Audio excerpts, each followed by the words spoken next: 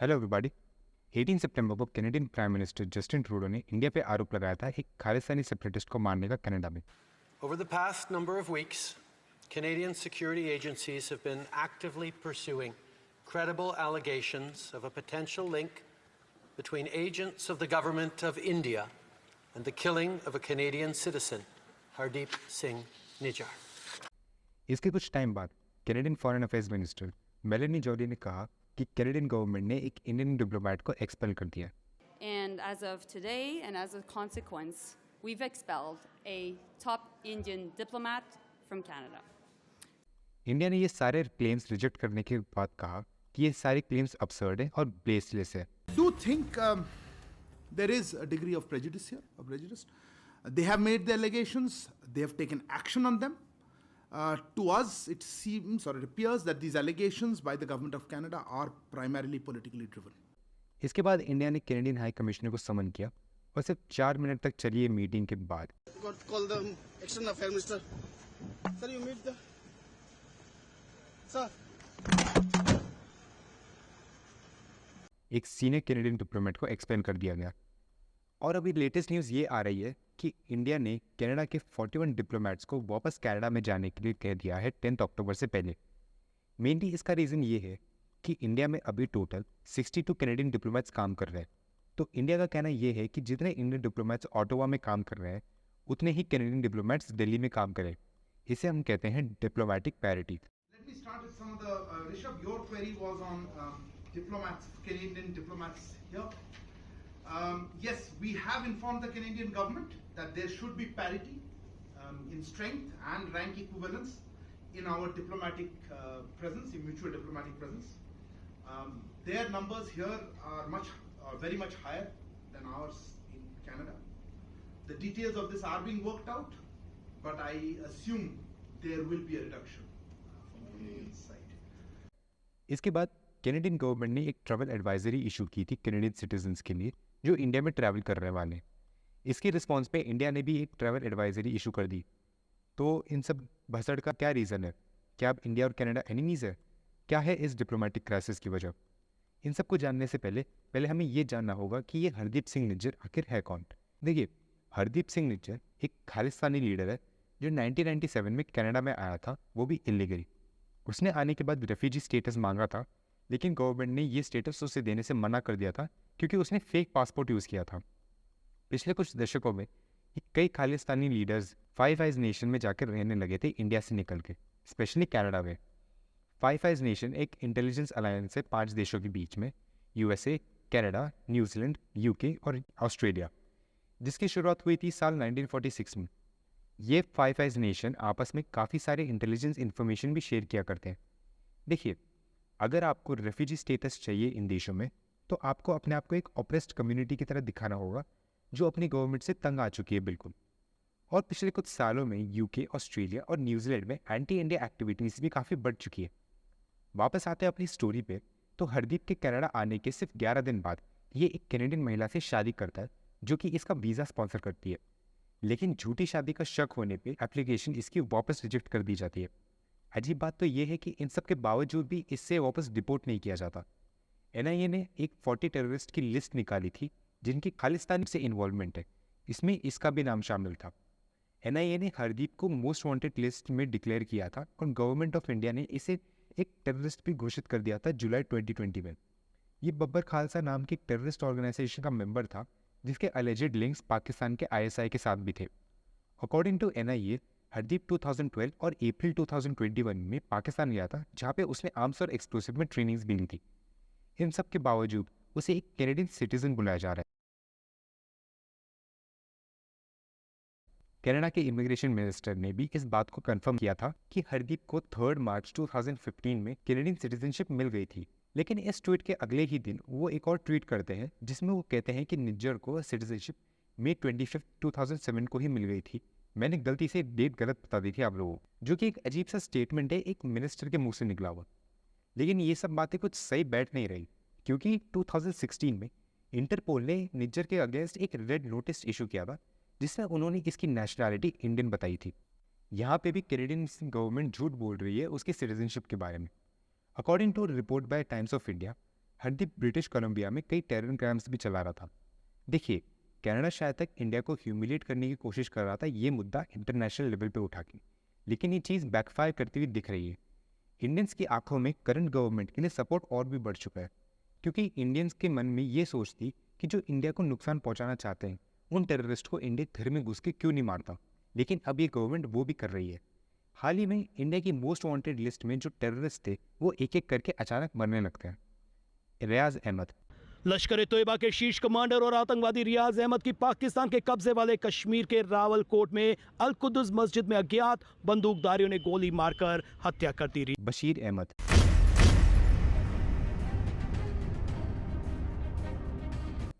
इसके साथ साथ अवतार सिंह खंदा, जिसने भारत का झंडा नीचे किया था यूके में इंडियन एम्बेसी के बाहर।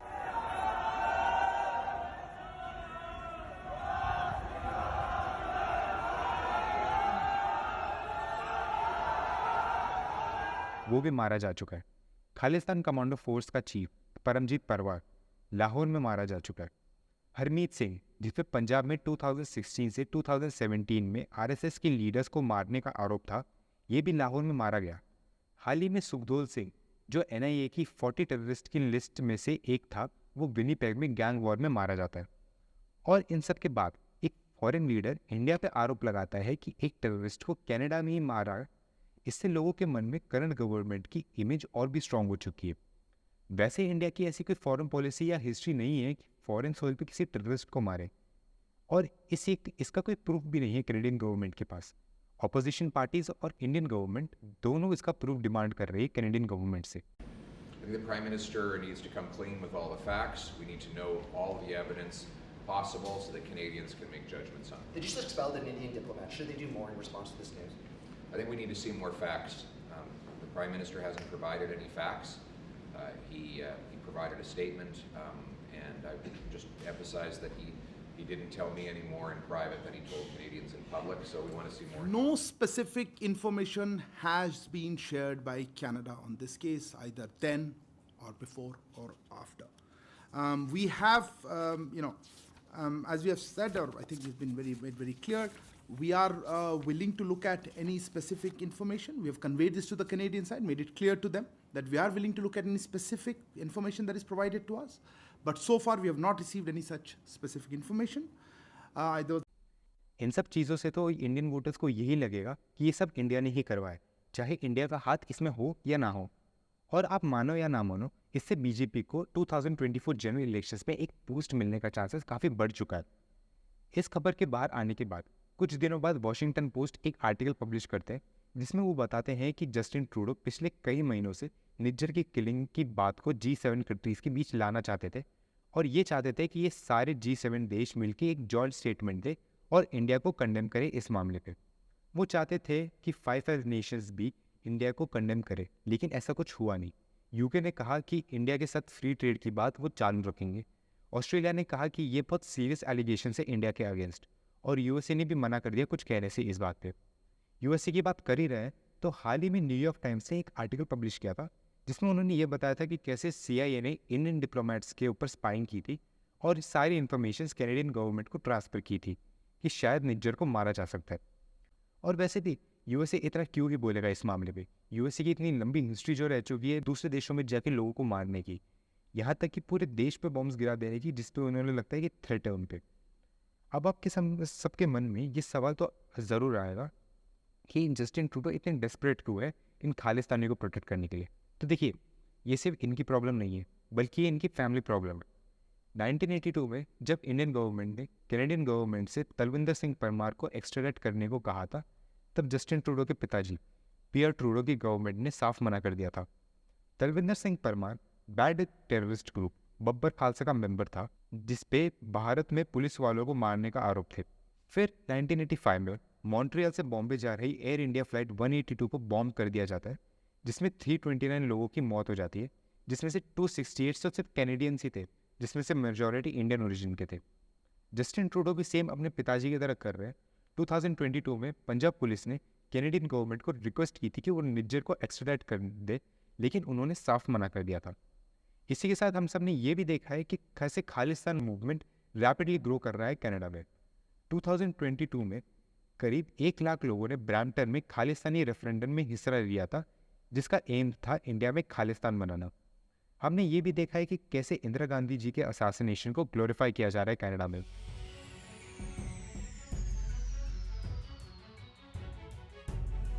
कई सारे पोस्टर्स लगाए जा रहे हैं जिसमें कनाडा में कि तलविंदर सिंह परमार को शहीद बताया जा रहा है, जिसमें खालिस्तानी इंडियन डिप्लोमेट्स की लिस्ट निकाल रहे हैं जिन्हें वो अटैक करने वाले हैं।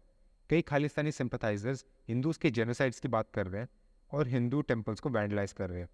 एक ऐसा ही एग्जाम्पल है गुरपतवंत सिंह पन्नू का, जो कि band terrorist group six for justice का लीडर है, जो कि कनाडा में रहने वाले हिंदूज को ओपनली धमकी दे चुका है। Indo-Canadian Hindus, you have repudiated your allegiance to Canada and Canadian Constitution. Your destination is India. Leave Canada, go to India. Indian government ने इन सब मामलों में स्ट्रिक्ट एक्शंस डिमांड की है, लेकिन अभी तक कुछ हुआ नहीं। एनआईए ने हाल ही में गुरपतवंत सिंह पन्नू के 2 घरों को सीज किया है, एक अमृतसर में और एक चंडीगढ़ में। इतना सब होने के बाद भी कुछ एक्शन ना लेने की एक वजह ये भी है कि जस्टिन ट्रूडो की जो पार्टी है, लिबरल पार्टी, वो फुल मेजॉरिटी में नहीं है गवर्नमेंट चलाने के लिए। उनकी एक कोएलिशन की गवर्नमेंट है नॉन डेमोक्रेटिक पार्टी के साथ, जिसका लीडर है जगमीत सिंह। और अगर एनडीपी ने अपने सारे वोट्स ले लिए तो एक दिन में ही ये गवर्नमेंट गिर जाएगी। जगमीत सिंह पे खालिस्तानी सिंपथाइजर होने का आरोप है। 2015 में उसने एक प्रो खालिस्तानी रैली भी अटेंड की थी, जहाँ पे इसने एक स्पीच भी दी थी। इसके सोशल मीडिया अकाउंट्स भी कई बार बैन हो चुके हैं इस मामले पे, और ये पहला पॉलिटिशियन है जिसे इंडिया ने वीज़ा देने से ही मना कर दिया था। हाल ही में इसकी फ़ोटो वायरल हुई थी जिसमें परोकार सिंह दुरई इसे आइसक्रीम खिला रहा था। 2016 में कैनेडियन सिक्योरिटी एजेंसी ने परोकार सिंह दुरई को नो फ्लाई लिस्ट में ऐड किया था। 2018 में जस्टिन ट्रूडो जसपाल अटवाल को साथ लाता है इंडियन ऑफिशियल विजिट पे। जसपाल अटवाल एक इंडियन कैनेडियन बिजनेसमैन है जिन्हें पंजाब मिनिस्टर मलकीत सिंह सिद्धू के असैसिनेशन अटेम्प्ट में कन्वर्ट किया गया था। ये भी एक और खालिस्तानी सिंपथाइजर है और इंटरनेशनल सिख यूथ नाम के एक बैंड मिलिटेंट ग्रुप का मेंबर भी है। इसी के अलावा 1980 से कनाडा में इलीगल ड्रग्स की बहुत बड़ी परेशानी भी है। 2019 में पंजाब पुलिस ने एक इंटरनेशनल ड्रग रैकेट को पकड़ा था, जिसमें से कई सारे स्मगलर्स कनाडा के थे और उसमें से भी कई खालिस्तानी मूवमेंट का सपोर्टर्स थे। 2021 में टोरंटो पुलिस ने 33 लोगों को अरेस्ट किया था, जिसमें से 24 तो पंजाबी थे जो पूरे कनाडा में इलीगल ड्रग्स का बिजनेस चला रहे थे। 2006 से अभी तक जितने भी ड्रग डील्स में मारे गए लोग हैं उसमें से 21% पंजाबी थे। और एनआईए की इन्वेस्टिगेशन के according Pakistani based terrorist groups in drug traders का यूज़ करते हैं इंडिया में टेररिस्ट अटैक्स को फंड करने के लिए। खालिस्तानी पर इतना इन्फ्लुएंस है कनाडा में कि 2018 में एक public report on terrorism release की गई थी, जिसमें सिख एक्सट्रीमिज्म और खालिस्तानी टेररिज्म को एक थ्रेट बताया गया था। लेकिन 2019 के जनरल इलेक्शंस के बाद दोनों सिख एक्सट्रीमिज्म और खालिस्तानी टेररिज्म वर्ड को ही निकाल दिया गया इस लिस्ट में से। देखिए, अभी बात करते हैं ज़रा इनकी हिपोक्रेसी की। इन्होंने इंडिया की अलेजेड इंटरफेरेंस पे तो इतना हल्ला मचा दिया था, लेकिन ये चुप थे जब भी चाइना ने 2 कैनेडियन सिटीजन्स को हॉस्टेज बना के रखा हुआ था। I find it interesting that he knew about vast foreign interference by Beijing for many years at the same time as Beijing had kept 2 Canadian citizens hostage, and he said nothing and he did nothing. Just very, very interesting that was the approach he took in that case. इन्हें foreign interference से problem है, लेकिन इन्होंने खुद Iraq war में troops भेजे थे America की हेल्प करने के लिए।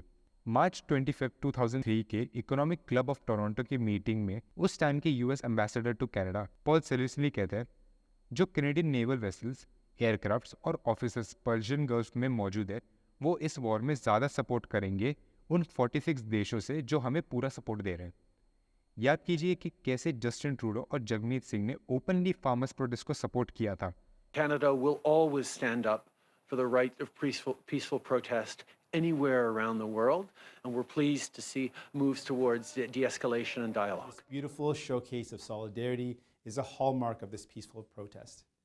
I call on leaders across the world to denounce the Indian government's violent response to these peaceful protesters, and I stand in solidarity with farmers demanding justice. यहाँ पे भी एक नेशन का लीडर दूसरे नेशन के इंटरनल अफेयर्स में interfere कर रहा है।